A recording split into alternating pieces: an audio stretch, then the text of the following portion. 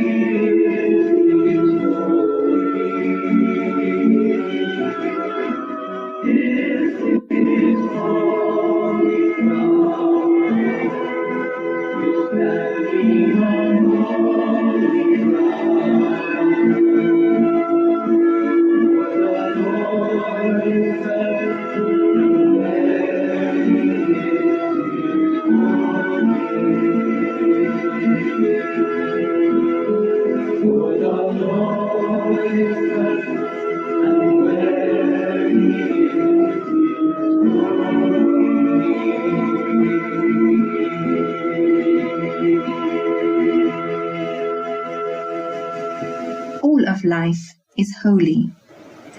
There is an inner knowing for contemplatives that they are part of something vast as they take the garbage out, mow the lawn, or go about the business of changing their clothes, seeing to a flat tire, washing the child's nappy. They know that there's much more to it than that.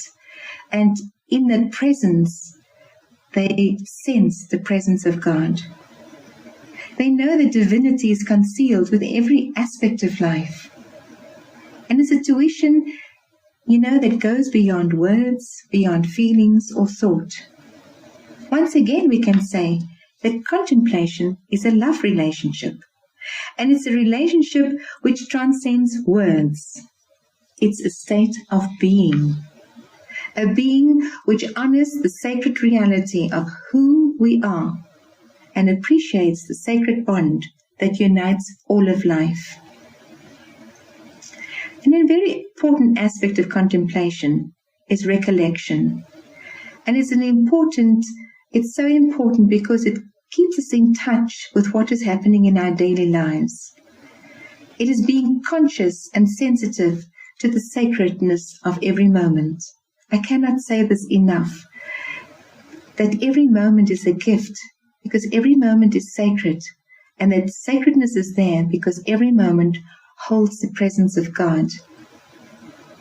And when we are totally immersed in our activities, we don't get lost in it because it's not our focus. Our focus is the divine presence of God. And in that recollection, we are aware of the potential that each situation holds. Whether this situation is positive or not, whether it's a pain or a joyful moment, each moment holds within itself the potential for life. Of course, it's needless to say that this kind of recollection calls for awareness.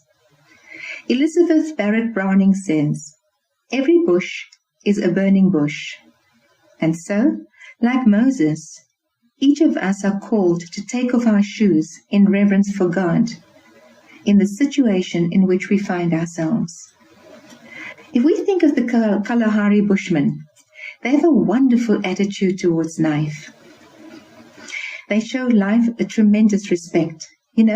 Before they take food from or pick fruit from a tree or from a bush, they will thank the bush for producing this food.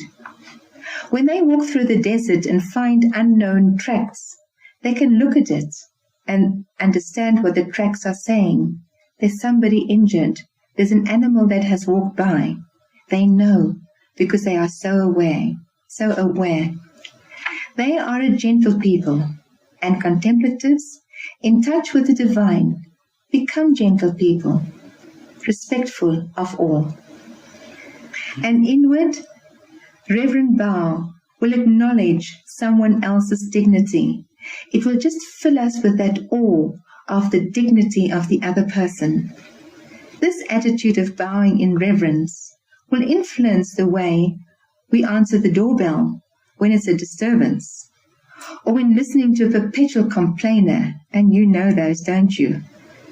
Because we are aware that in everything we do and in every person we encounter, we are face to face with the God of life. And so it makes sense that the persons who are aware and live using recollection in their daily lives are people who are also radical. No one, not a single person who is really in touch with the God of life, the God of justice, of gentleness and love, can let life go by untouched by its wounds caused by injustice and greed. We will be moved to speak and act on behalf of the powerless and the oppressed. We need only think of persons like Thomas Merton, Martin Luther King Jr., Mother Teresa, Doris Day, to understand the sense of holiness of life that moved them to take a radical, non-violent stance on behalf of the victims of injustice. Contemplation holds within itself an awareness of the hidden holiness of life. And to be a contemplative only means that I am present to the divine in everything that takes place in my life, holding it with deep respect and awe. And so I say to you, Namaste.